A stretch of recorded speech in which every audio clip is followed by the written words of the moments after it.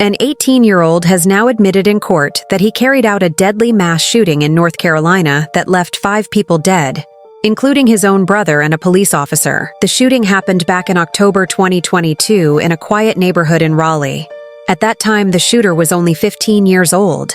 According to prosecutors, the violence began inside the family's own home. The teen first shot and then repeatedly stabbed his older brother. After killing him, authorities say the teen left the house armed with multiple guns and began moving through the neighborhood. As he walked through the area, he shot and killed a woman who lived nearby. A Raleigh police officer then responded to the scene and was also shot and killed while trying to protect the community. Another neighbor was wounded during the chaos, but survived. The attack did not stop there. Investigators say the teen continued onto a nearby walking trail, where he shot and killed 2 more people who were simply out enjoying their day. In total, 5 innocent lives were lost during the rampage, and 2 others were seriously injured. This week, just days before his trial was set to begin, the now 18-year-old appeared in court and pleaded guilty to all charges. He admitted to 5 counts of first-degree murder, attempted murder, and several other serious crimes, including assaulting a police officer with a gun. There was no plea deal made with prosecutors.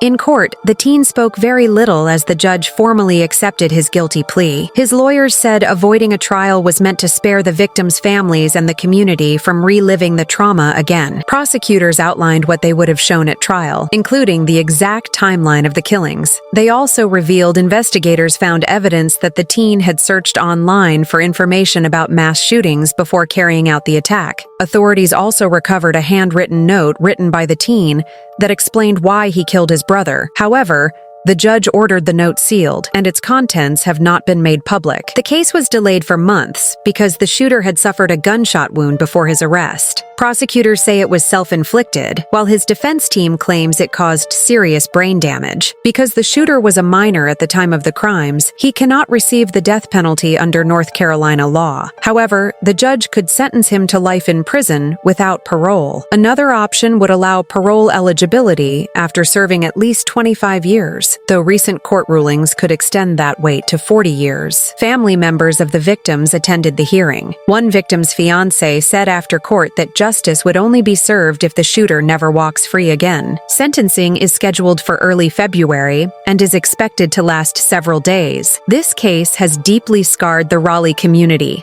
and reopened difficult conversations about juvenile crime, gun access, mental health, and how the justice system should handle young offenders who commit extreme acts of violence.